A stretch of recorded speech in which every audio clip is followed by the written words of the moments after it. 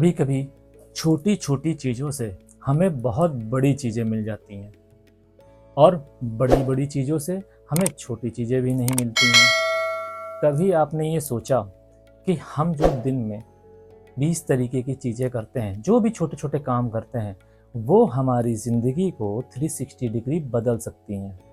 या हमारी ज़िंदगी का कोई एक छोटा सा काम हमारे पूरे लाइफ को चेंज कर सकता है। अगर हमारी लाइफ खराब जा रही है, उसको पॉजिटिव कर सकता है, या हमारी लाइफ पॉजिटिव जा रही है तो उसको खराब कर सकता है। इस पर कभी आपने विचार किया? अगर नहीं किया तो ये वीडियो आज आपके लिए है, क्योंकि आज हम बात करने वाले हैं कार्तिक स्नान की, कार्तिक पूर्णिमा में होने वाले स्नान की, जिसे लोग आज के समय में बहुत ही छोटा और तुच्छ समझने लगे हैं कि सिर्फ ये एक स्नान ही तो है, हम घर में कर लेंगे। लेकिन नहीं, इसे सिर्फ एक स्नान समझना मात्र एक मूर्खता होगी। हर चीज की एक विधि होती है, एक विधान होता है। लेकिन ये सच है, अगर आप किसी पवित्र नदी में जाके स्नान नहीं कर सकते तो आप घर में भी कर सकते हैं। लेकिन घर में भी करने का एक विधान है, एक तरीका है, एक विधि है, जिसके माध्यम से आप अपने जीवन को सरल और सुगम बना सकते हैं। कभी आपने ये सोचा कि हमारे जीवन में जो साल भर होते हैं, 365 दिन, जो भी तीज त्योहार आते हैं, वो क्यों बनाए गए हैं? और उन तीज त्योहार का जो विधि विधान है, वही विधि विधान क्यों बनाया गया है? उसके पीछे की साइकोलॉजी क्या है, इतिहास क्या है? कभी आपने विचार किया? नहीं। उसके पीछे की कहानी बस इतनी सी है कि हम day by day, step by step, moment on moment कुछ ना कुछ अच्छा या बुरा करते रहते हैं। अब ये जितना अच्छा होगा उतना आपके लिए बेहतर होगा, आपके बेटरमेंट के लिए बेहतर होगा। और वही अगर ये गलत है तो आप अपने जीवन में ब्लॉकेजेस लाएंगे और आप अपने दुश्मनों को बल देंगे। अब दुश्मनों को बल कैसे देंगे, इसको भी समझते हैं। हम अपने जीवन में हर किसी को खुश नहीं रख सकते। भगवान भी हर किसी को खुश नहीं रख पाए थे, उनके भी शत्रु थे। तो होता ये है कि जब आपका समय खराब होता है, समय कैसे खराब होता है? जो भी हमसे जाने अनजाने गलत काम हो जाते हैं, पाप हो जाते हैं, उस विधि से जब भी कोई व्यक्ति हमारा दुश्मन बनता है या हमारा अनहित चाहता है, उसको बल मिल जाता है। क्योंकि वीक समय जो होगा आपके जीवन का, यानी कि जो खराब समय होगा, उस समय ग्रह आपके लिए काम नहीं करेंगे, वो प्रोटेक्शन आपके लिए काम नहीं करेगा। और जब वो प्रोटेक्शन आपके लिए काम नहीं करेगा, यानी कि जो मैं बात कर रहा हूँ मूल त्रिकोण की, मूल त्रिकोण के जो ग्रह होते हैं वही हमारा रक्षा कवच होता है। वो जब आपके लिए काम नहीं करेगा तो आपके दुश्मनों को बल मिलेगा, और जब आपके शत्रुओं को बल मिलेगा तो वो आपका अनहित करेंगे, जिससे हो सकता है आपका बुरा हो, आपके नियर एंड डियर का बुरा हो, आपके परिवार वालों का बुरा हो। क्योंकि आपके साथ में एक ऐसा एसोसिएशन होता है जिसके होने से आपके जीवन में खुशियाँ आती हैं और आपके जीवन की खुशियों से उनके ऊपर असर पड़ता है, और उसी तरीके से आपके ऊपर आने वाले दुख का भी उनके ऊपर असर पड़ता है। तो आपको ये छोटी सी बात समझनी चाहिए। हमारे जीवन के जितने भी तीज त्योहार हैं, ये हमारे ग्रहों को संतुलित करने के लिए होते हैं, और जो भी हम जाने अनजाने से पाप करते हैं, वो पाप को खत्म करने के लिए होते हैं और हमें आगे मोक्ष की ओर ले जाने के लिए होते हैं। इसीलिए कार्तिक माह का बहुत ज़्यादा महत्व है। हम जो साल भर में जाने अनजाने तरीके से पाप करते हैं, कार्तिक माह का यहाँ तक महत्व है कि लोग घर का त्याग करके नदी किनारे बसेरा करते हैं और पूरा कार्तिक माह गंगा स्नान करते हैं, यमुना स्नान करते हैं, यानी कि दिव्य नदी का स्नान करते हैं, जिससे वो अपने पापों को काट सकें और अपने परिवार को और अपने को सुरक्षित रख सकें, अपने आप को मोक्ष की ओर अग्रसर कर सकें। आज के समय में ये कर पाना इम्पॉसिबल है, लगभग इम्पॉसिबल है। लेकिन कुछ स्टेप उठाकर आप इसको घर बैठे भी कर सकते हैं। जो व्यक्ति गंगा नदी में जाके गंगा स्नान नहीं कर सकते हैं, वो घर में भी गंगा जल डाल के स्नान कर सकते हैं। उसकी एक विधि है जो मैं आपको इस वीडियो के माध्यम से बताऊंगा, और साथ में ये भी बताऊंगा कि वो कौन सी ऐसी रेमेडी है जिसे आपको करनी चाहिए और कार्तिक स्नान का क्या महत्व है। Welcome celestial seekers to the cosmic journey where the stars align and destinies unfold. मैं यहाँ हूँ ताकि ब्रह्मांड के रहस्यों के माध्यम से आपको गाइड कर सकूं और ज्योतिष के ज्ञान से आगे का मार्ग प्रकाशित कर सकूं। कार्तिक स्नान को एक नॉर्मल स्नान समझना मात्र एक बेवकूफ़ी होगी। क्यों होगी? क्योंकि कार्तिक मास श्री नारायण का सबसे ज़्यादा फेवरेट पसंदीदा माह है। क्यों? क्योंकि इसी माह में दिवाली, गोवर्धन, भाई दूज, छठ पूजा, देवउठनी एकादशी और कार्तिक स्नान यानी कि कार्तिक पूर्णिमा जैसे महान पर्व आते हैं। और इन पर्वों के माध्यम से आप अपने जीवन को सरल और सुगम बनाते हैं। जो भी आपने जाने अनजाने तरीके से पाप किए हैं उसको आप काटते हैं। आपके जीवन में जो भी ब्लॉकेजेस हैं उसको आप खोलने का रास्ता आपको मिलता है। आपके जीवन में ऐसे ऐसे लोग आते हैं जो आपको सही मार्ग प्रशस्त करते हैं, जिसके माध्यम से आपके जीवन में समृद्धि आती है। और जब आपके जीवन में समृद्धि आएगी तो आपके नियर एंड डियर जितने भी लोग हैं उनके जीवन में भी सुख आएगा। तो आपका जीवन में आने वाला सुख और आने वाला दुख सिर्फ आपके जीवन को ही प्रभावित नहीं करता, बल्कि आप जिस घर में, जिस परिवार में रह रहे हैं उनको भी प्रभावित करता है और जितने भी लोग आपसे जुड़े हैं उनको भी प्रभावित करता है। इसीलिए मैं हमेशा आपसे बोलता हूँ हर वीडियो में कि आपके डिसीजन उत्तम होने चाहिए। मैटर ये नहीं करता है कि आप कितने लोगों से बोलते हैं और कितने लोग आपसे बोलते हैं, नहीं, मैटर बस ये करता है कि आपके डिसीजन कैसे हैं, आपके डिसीजन उत्तम हैं। अगर आपके डिसीजन उत्तम हैं तो आपके खिलाफ पूरा समाज ही क्यों ना खड़ा हो, आप उस समाज को चीरते हुए बाहर आ जाएंगे, उस समाज को आप परास्त करेंगे। ऐसा नहीं है कि आप अकेले परास्त कर लेंगे, डिवाइन एनर्जी ये जो ब्रह्मांड में है ये आपकी मदद करेगी। बस आपके डिसीजन सही होने चाहिए, आपका थॉट प्रोसेस सही होना चाहिए। ये तो बात हो गई थॉट प्रोसेस की। अब हम बात करते हैं जो भी 30 त्यौहार आते हैं इनके माध्यम से जो हम जाने अनजाने पाप करते हैं उसको हम कैसे ठीक कर सकते हैं। फिलहाल हम बात कर रहे हैं कार्तिक स्नान की। कार्तिक स्नान वाले दिन आपको सूर्योदय से पहले यानी कि ब्रह्म मुहूर्त में गंगा स्नान करना चाहिए, जमुना स्नान करना चाहिए, सरस्वती स्नान करना चाहिए, या कोई भी दिव्य नदी आपके पास में हो, आपके घर के आसपास, आपको वहां जाना चाहिए और स्नान करना चाहिए। स्नान करने के बाद आपको कुछ दान करना चाहिए। अगर आप दान नहीं करते हैं तो ये स्नान कंप्लीट नहीं माना जाएगा। हमारे शास्त्रों में बहुत सारी ऐसी विधि हैं, 98 to 99% ऐसी विधियां हैं जिसके प्रोसेस 2 या 3 विधि के थ्रू कंपाइल किए गए हैं। जब तक वो 2 से 3 प्रोसेस नहीं होते हैं तब तक वो पूर्ण नहीं माना जाता है, चाहे वो यज्ञ हो या पूजा हो, हवन हो या स्नान ही क्यों ना हो। ठीक इसी प्रकार से कार्तिक पूर्णिमा में होने वाले स्नान को अगर आप करते हैं, गंगा नदी या यमुना नदी में जाकर स्नान करते हैं या घर में ही करते हैं, तो आपको इस बात का ध्यान रखना है कि आपको कुछ ना कुछ दान करना है। दान आप धन का भी कर सकते हैं, अन्न का भी कर सकते हैं और वस्त्रों का भी कर सकते हैं। किस दान का क्या महत्व है वो भी मैं अभी आपको बताऊंगा, लेकिन ये दान अनिवार्य है। दान में ये नहीं देखा जाता है कि आपको बहुत ज़्यादा दान करना है। दान में सिर्फ इतना देखा जाता है कि आपकी पॉकेट कितना अलाउ कर रही है और आपका भाव कैसा है। अगर आपका भाव उत्तम है तो आपके द्वारा दान किया हुआ 1 रुपया भी करोड़ों रुपए के बराबर है।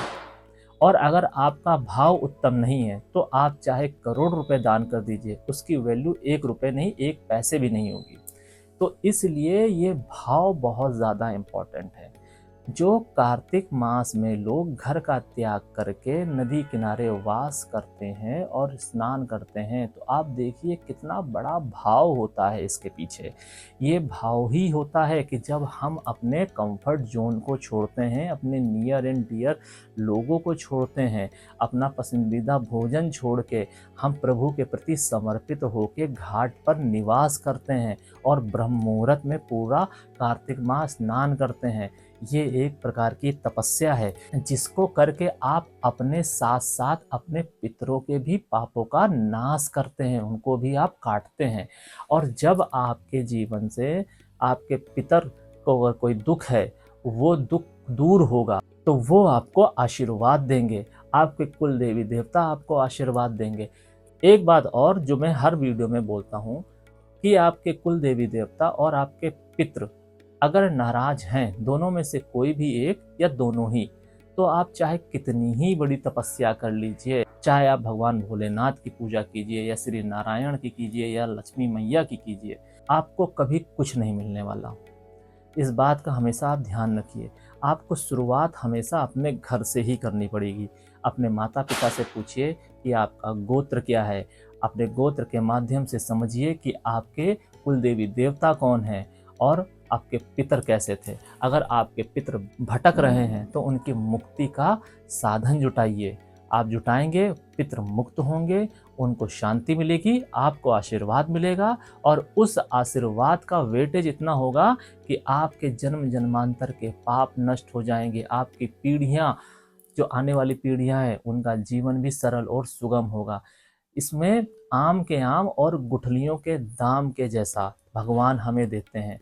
अगर आप अपने लिए कुछ करते हैं, अपने लिए से मेरा तात्पर्य ये है कि जो भी 30 त्यौहार आते हैं उसकी एक विधि विधान है, उस विधि विधान को आप भावपूर्ण तरीके से करते हैं तो आप जिस कुल में पैदा हुए हैं उस कुल के प्रति आपकी कुछ जिम्मेदारियां हैं।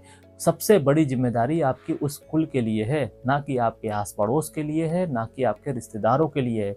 आपकी सबसे बड़ी जिम्मेदारी आपके अपने माता पिता के लिए है सबसे पहले, और अपने कुल के लिए। अगर आपकी वजह से आपके कुल का नाम नाश हो रहा है, खराब हो रहा है, तो इसका कलंक भी आपके ऊपर जाएगा और इसका पाप भी आपके ऊपर आएगा।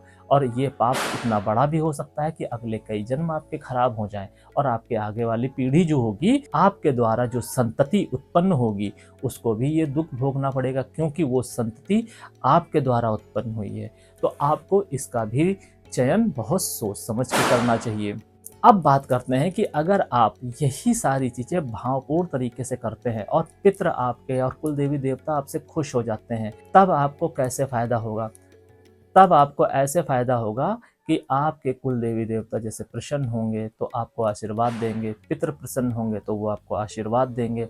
उनके आशीर्वाद से आप आगे बढ़ेंगे, आपको सुख सुविधा मिलेगी, समृद्धि मिलेगी। उस समृद्धि के माध्यम से आपका कुल बढ़ेगा, उस कुल के माध्यम से आपकी अगली पीढ़ी बढ़ेगी, उस पीढ़ी को जो संस्कार मिलेंगे, क्योंकि आपके जीवन में कोई चिंता, कोई टेंशन वगैरह तो रहेगी नहीं, और आपकी जो आने वाली पीढ़ी होगी उसके जीवन में कोई ब्लॉकेजेस नहीं होगी। क्योंकि हमारे जीवन में दिन प्रतिदिन अच्छे और बुरे दोनों तरीके के लोग टकराते हैं।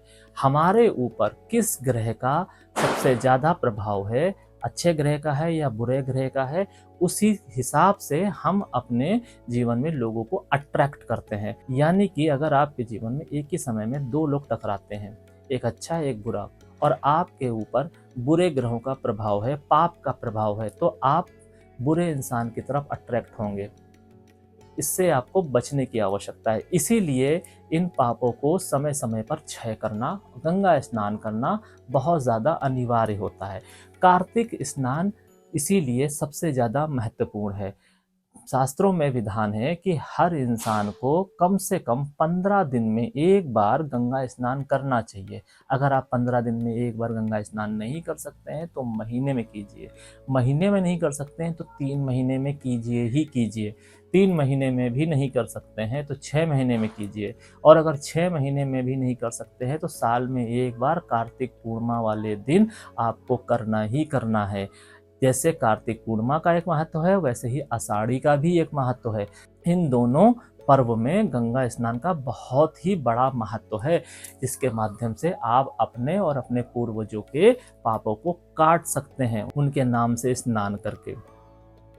अब हम बात करते हैं कि किस तरीके से आप अपने जीवन में आने वाली समस्याओं का निदान कर सकते हैं रेमेडी के माध्यम से। अगर आपके जीवन में ऋण से रिलेटेड कोई दिक्कत है, धन से रिलेटेड ब्लॉकेजेस आ रही हैं, उस समय आपको गंगा स्नान करने के बाद ब्रह्म मुहूर्त में आपको गंगा, जमुना या कोई भी दिव्य नदी में स्नान अगर आप करते हैं, करने के बाद आपको एक चांदी के गिलास में, चांदी का गिलास नहीं है तो स्टील का गिलास ले लीजिए, लोटा ले लीजिए, उसमें दूध भरिए और सफ़ेद तिल भर के गंगा में प्रभावित कीजिए। इससे आपके रास्ते खुलेंगे और जो ऋण आपके ऊपर होगा वो धीरे धीरे करके उतरने लगेगा। और इसको आप अपनी आदत बना लीजिए। ये कार्य आपको कार्तिक पूर्णिमा वाले दिन स्नान के बाद करना है। मगर आपको दान अवश्य करना है। दान आप अपनी पॉकेट के हिसाब से कर सकते हैं। मैं ये नहीं कह रहा हूँ कि आपको अपने पॉकेट को नहीं देखना है, 10,000, 20,000, 50,000 रुपये करने हैं, नहीं, आप अपनी पॉकेट के हिसाब से दान कर सकते हैं। अगर आपकी वाणी खराब है, वाणी खराब से हमारा तात्पर्य ये है कि आपका इंटेंशन अच्छा है, आपकी सोच अच्छी है, मगर जब आप बात करने जाते हैं तो आपके शब्द ऐसे निकलते हैं जिससे लड़ाई हो जाती है। आपके घर में जितने भी लोग हैं उनके बीच में प्रेम नहीं है। तो अगर आपके जीवन में इस तरीके की समस्याएं हैं, तब आपको क्या करना चाहिए? तब आपको कार्तिक पूर्णिमा को स्नान करना चाहिए दिव्य नदी में, गंगा, जमुना, सरस्वती या जो भी नदी, पवित्र नदी आपके घर के आसपास हो, आप जाइए वहाँ स्नान कीजिए। उसके बाद आप तुलसी के पौधे में 1 बूंद दूध, 1 बूंद गंगा जल और 1 बूंद आप उसमें शहद चढ़ाइए और उसके बाद वहाँ पे एक दिया प्रज्वलित कीजिए। दिया प्रज्वलित करने के बाद आपको 108 बार ओम नमो नारायणाय नमः मंत्र का जाप करना है। अगर आप ऐसा करेंगे तो आपकी वाणी में सुधार होगा, और अगर आपका भाव उत्तम हुआ तो आप इतना हद तक सुधार देखेंगे कि जो भी आपसे मिलेगा वो यही कहेगा कि तुम्हारा कम्युनिकेशन इतना अच्छा कैसे हुआ। एक मिराकल आप अपने जीवन में महसूस कर पाएंगे। अगर आपके जीवन में संतान सुख या संतान से रिलेटेड कोई दिक्कत है, तब आपको क्या करना चाहिए? तब आपको कार्तिक स्नान करने के बाद ब्रह्म मुहूर्त में उठिए, ब्रह्म मुहूर्त में ये स्नान कीजिए। उसके बाद आप एक लोटा लीजिए, लोटे में जल भरिए, जल भरने के बाद उसमें कुछ चावल डालिए, सफ़ेद फूल डालिए, लाल फूल डालिए और अपने संतान का मन ही मन नाम लेते हुए सूर्य को अर्घ दीजिए। इससे आपके जीवन में संतान सुख प्रबल होगा, संतान को सफलता मिलेगी, संतान के जीवन रोग मुक्त होगा और आपके जीवन में संतान से रिलेटेड हार्मनी आएगी। अगर आपको जीवन में अच्छे सुख चाहिए, तब आपको क्या करना चाहिए? तब आपको ब्रह्म मुहूर्त में स्नान करना चाहिए और सूर्य को अर्घ देना चाहिए। सूर्य को अर्घ आप कैसे भी दे सकते हैं, और शाम के समय में तुलसी जी के सामने एक मिट्टी के दिए में घी भर के कलावे की बाती बनाकर नीचे थोड़े से चावल रख कर और उसमें सफ़ेद तिल डालकर, यानी कि दिए के अंदर तिल डालने हैं और ज़मीन में, यानी कि जो आपका तुलसी जी का गमला है या क्यारी है जो भी है, वहाँ पे थोड़े से चावल रखिए और उसके ऊपर दिया रखिए और उसको आप जगाइए। अगर आप ऐसा करेंगे तो आपको जीवन में अच्छे सुख की प्राप्ति होगी, मगर आपको इस बात का ध्यान रखना है कि आपका भाव उत्तम होना चाहिए। जितना उत्तम आपका भाव होगा उतना ही उत्तम आपको रिजल्ट मिलेंगे, क्योंकि प्रभु सिर्फ भाव के भूखे हैं। रेमेडी तो सिर्फ एक माध्यम है कर्म का, क्योंकि भगवान कहते हैं कि कर्म जरूरी है और ये जो रेमेडी हैं ये कर्म है, और ये जो कर्म बनाए गए हैं, जो रेमेडी बनाई गई हैं, इसमें भाव होना चाहिए। क्योंकि अगर आप किसी को प्रसन्न करने जा रहे हैं तो वहाँ पर छलावा नहीं चलेगा। आप छल के माध्यम से किसी इंसान को मूर्ख या बेवकूफ़ बना सकते हैं, मगर आप भगवान या किसी भी देव को नहीं छल सकते हैं, क्योंकि वो हमसे ऊपर हैं। तो इस बात का आपको ध्यान रखना है कि कोई भी तीज त्यौहार हमारे जीवन में आते हैं, आप अगर रेगुलर बेसिस में कोई रेमेडी नहीं कर सकते हैं तो इन तीज त्योहारों का आपको फ़ायदा उठाना चाहिए और आपको ये रेमेडी के माध्यम से अपने जीवन को और अपने नियर एंड डियर वन के जीवन को सरल और सुगम बनाना चाहिए। इसके अलावा ये वो रेमेडीज़ हैं जो इन जनरल हमारे शास्त्रों में बताई गई हैं और हमारे जो पूर्वज थे उन्होंने हमको बताया था, या हमारे पूर्वजों द्वारा ये सुझाई गई थी कि इस तरीके की ये रेमेडीज़ की जाती हैं जो कि शास्त्रों में विदित हैं।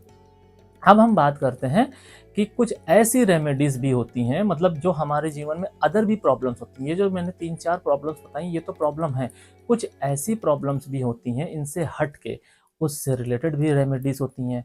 यानी कि हमारे जीवन में सिर्फ यही 4-5 प्रकार की समस्याएं नहीं हैं, और भी प्रकार की समस्याएं हैं। और जैसा कि मैं आपसे हर एक वीडियो में कहता आया हूँ कि आपको इस बात का ध्यान रखना है कि जो भी आपकी प्रॉब्लम है, जो भी आपकी समस्याएं हैं, आप हमसे कमेंट के माध्यम में बोलिए, व्हाट्सएप के माध्यम से बोलिए, जुड़िए हमसे, और मैं आपको मार्ग बताऊंगा कि उस तिथि में या उस पर्व में के माध्यम से आप किस तरीके से आप अपने जीवन को सरल और सुगम बना सकते हैं। इसके अलावा कार्तिक स्नान आप चाहे नदी में जाके कीजिए, दिव्य नदी में जाके कीजिए, या घर पे ही कीजिए। अगर आप घर में कर रहे हैं तो आपके पास जो बकेट है उसमें गंगा जल मिलाइए, काले तिल मिलाइए, और उसके बाद हर हर गंगे करके आप स्नान कीजिए और ओम नमो नारायणाय मंत्र का यथासंभव जाप कीजिए। इसके बाद आपको दान अवश्य करना है। आप चाहे घाट पर नहाइए या फिर आप घर पे नहाएं। अगर आपको इसका पूर्णतया फायदा चाहिए तो आपको दान अवश्य करना है। दान के भी अपने महत्व हैं। अगर आप अन्न दान करते हैं, अन्नकूट करते हैं, तो आपके जीवन में धन लक्ष्मी स्थायी होती हैं। अगर जैसे कि मौसम बदल रहा है, गरीबों को अगर आप गर्म वस्त्र दान देते हैं, तो आपके जीवन में जो भी ब्लॉकेजेस आई हैं या हो रखी हैं या आने वाली हैं, वो दूर होंगी और लक्ष्मी का स्थायित्व होगा आपके जीवन में।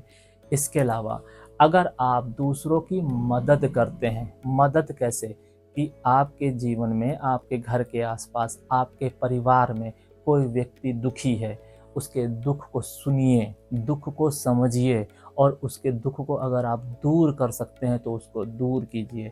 ये बहुत बड़ा पुण्य है। ये आपको इतना बड़ा पुण्य दे के जाएगा जिससे आपके जन्म जन्मांतर के बड़े से बड़े पाप भी कट सकते हैं, धुल सकते हैं, जिसको शायद आपको काटने में जन्मों लग जाएं। अगर आपके परिवार में, मैं बात कर रहा हूँ स्पेशली परिवार की, अगर परिवार का व्यक्ति आपका दुखी है और आप अपने आस पड़ोस वाले व्यक्ति की मदद कर रहे हैं, गरीब की मदद कर रहे हैं, और आप ये सोच रहे हैं कि आपको इसका पूर्णतया फल मिलेगा, नहीं। फल तो आपको मिलेगा, वहाँ जो भी आप अच्छा काम कर रहे हैं उसका फल मिलेगा, लेकिन आपने जो अपने परिवार को इग्नोर किया है उसका पाप इतना मल्टीप्लाई हो जाएगा कि वो पुण्य जो है वो छोटा हो जाएगा। तो आपको ये गलती नहीं करनी है। आपको, आपका जो कर्तव्य है आपके कुल के लिए है, तो आपकी जो सबसे बड़ी मॉरल रिस्पॉन्सिबिलिटी है वो आपके कुल के लिए है। सबसे पहले आपकी अपने लिए है, अपने माता पिता के लिए है, फिर अपने कुल के लिए है। अपने कुल के बारे में सोचिए। आपके कुल में अगर कोई ऐसा व्यक्ति है जिसको आपकी मदद की आवश्यकता है, आपके मार्गदर्शन की आवश्यकता है, तो आप उसे अपना मार्गदर्शन दीजिए। आपके मात्र एक मार्गदर्शन देने से ही, एक जेन्युइन मार्गदर्शन देने से ही उसकी ज़िंदगी बदल सकती है, और उसकी ज़िंदगी बदलने से आपके ग्रह बदल सकते हैं, आपके पाप कट सकते हैं, आपके जीवन में अगर कोई अभिशाप है तो वो दूर हो सकता है। तो यहाँ पर आपको इस मौके का फ़ायदा अवश्य उठाना चाहिए। अपनी आगे की पीढ़ी का जीवन सरल और सुगम अवश्य बनाना चाहिए, क्योंकि अगर ये हायरार्की अगर आप नहीं तोड़ेंगे तो हो सकता है कि कई 2 या 4 पीढ़ी के बाद आप फिर इसी कुल में जन्म लें, और तब तक हो सकता है हालात इससे भी ज़्यादा बदतर हो जाएं, बुरे हो जाएं, खराब हो जाएं, और तब आपको लगे कि हाँ, क्या थे मेरे पूर्वज, क्या उन्होंने ऐसा किया जो हमें आज ये जीवन व्यतीत करना पड़ रहा है। तब आपको नहीं पता होगा कि शायद वो आप ही थे जो आप पीछे बीज बोकर आए थे, और वो आज आप काट रहे हैं अपनी पीढ़ियों के बाद संतान के रूप में। तो इससे आपको बचना चाहिए। आप जितनी चीज़ों को इग्नोर करेंगे वो आपके लिए प्रॉब्लम का ही सबक बनेगी।